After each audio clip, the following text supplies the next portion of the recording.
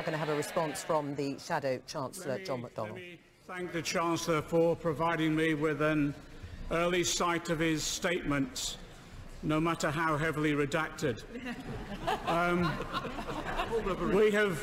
We have just witnessed a display by the Chancellor of this government's toxic mix of callous complacency over austerity and its grotesque incompetence over the handling of Brexit.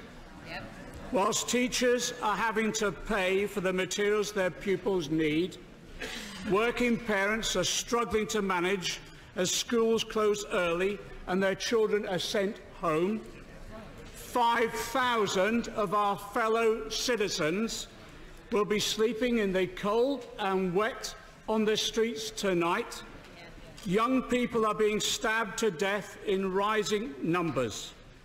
And the Chancellor turns up today with no real end or reversal of austerity, and to threaten us, because this is what he means, that austerity can only end if we accept this government's bad deal over Brexit.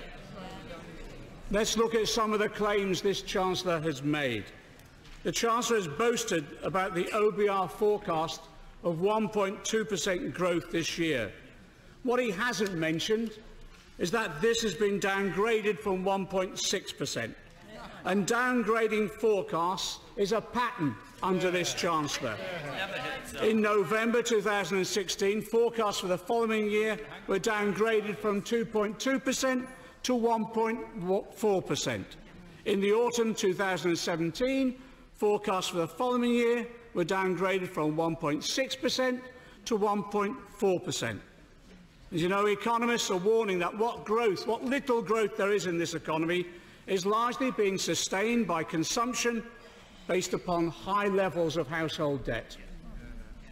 And on the public finances, the Chancellor is boasting about bringing down debt. Let's remind him that when Labour left office, having had to bail out his friends in the city, many of them Tory donors, the nation's debt stood at £1 trillion. They have borrowed for failure, and they've added another £750 billion to the debt since then. More than any Labour government ever. On the deficit, he's boasting about the deficit. He has not eliminated the deficit as we were promised by 2015. He simply shifted it. He's shifted it onto the shoulders of head teachers, NHS managers, local councillors and police commissioners. And worst of all, onto the backs of many of the poorest in our society. And the consequences are stark. Infant mortality has increased. Life expectancy has reduced. And our communities, yes, are less safe. Police budgets have faced a cut of £2.7 billion since 2010, and nothing the Chancellor has said today will make up for the human and economic consequences of those cuts. The Chancellor talks about a balanced approach. There's nothing balanced about a government giving over £110 billion of tax cuts to the rich and corporations, whilst 87 people a day die before they receive the care they need. The number of children coming into care has increased every year for 9 years.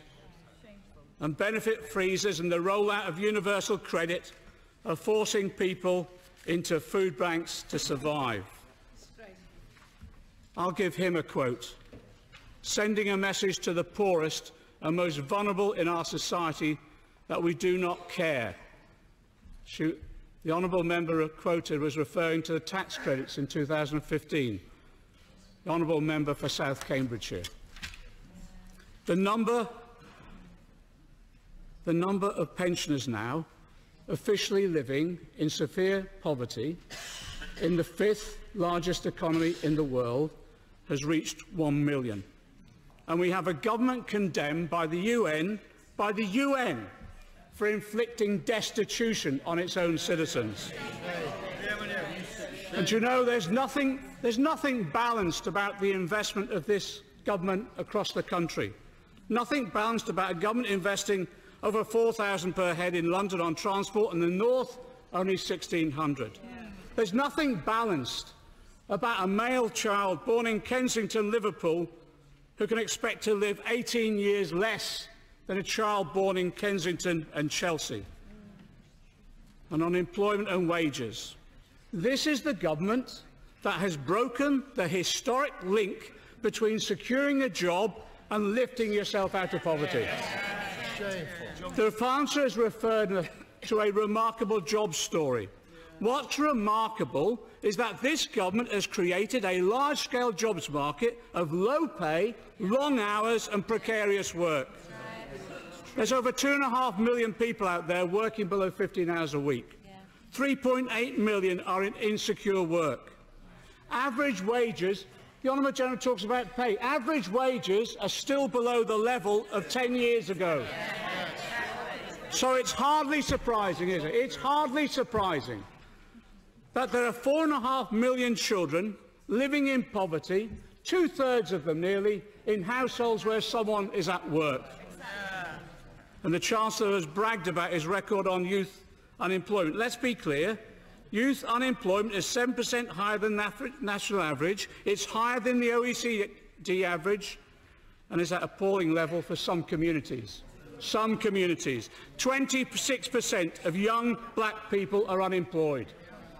23% of young people from a Bangladeshi or Pakistani background are unemployed. And the Chancellor has claimed the advance with regard to women's unemployment. What does he say?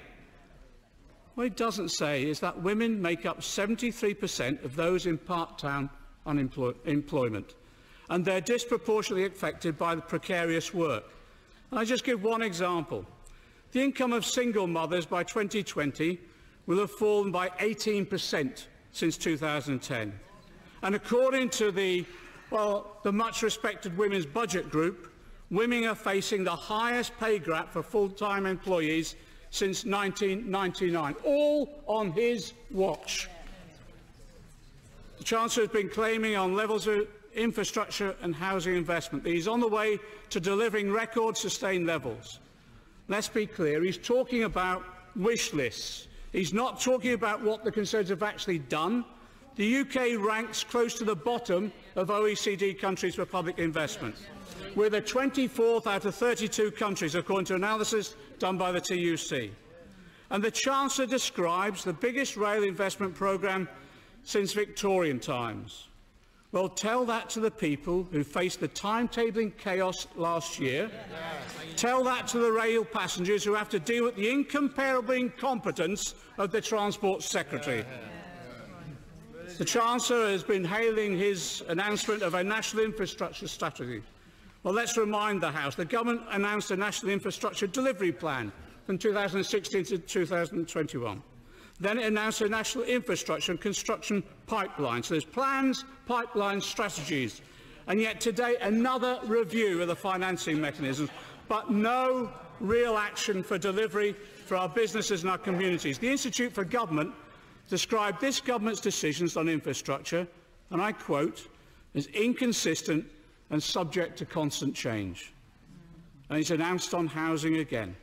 Well, let's hope the Chancellor has learnt the lessons of their recent housing initiatives, which have driven up profits of companies like Persimmon to over £1 billion and bosses' bonuses over £100 million. The Chancellor's got some cheek to speak out technical and vocational skills as well. Almost a quarter of all funding to further and adult education has been cut since 2010. The number of people starting apprenticeships has fallen by 26%. And you know, on research and development, this government has slashed capital funding for science across all departments by 50%. Unlike at the budget,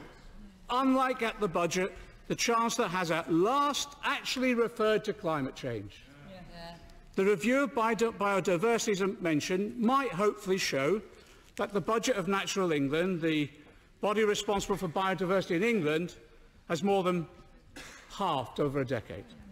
A review of carbon offsets might reveal that they do not reduce emissions, and offsetting schemes like the Clean Development Mechanism have been beset by gaming and fraud.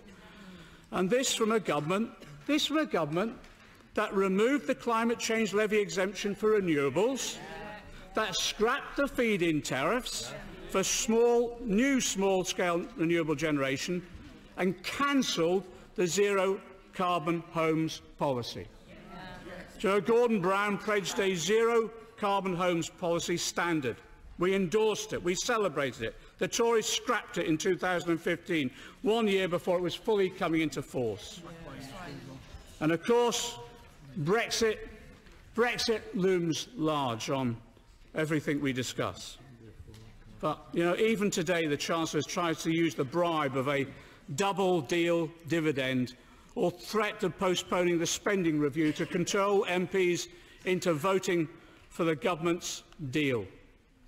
What we're seeing is not a double dividend. We're seeing Brexit bankruptcies as a result of the delay in the negotiations. And publication of the tariffs this morning is clearly part of this threatening strategy.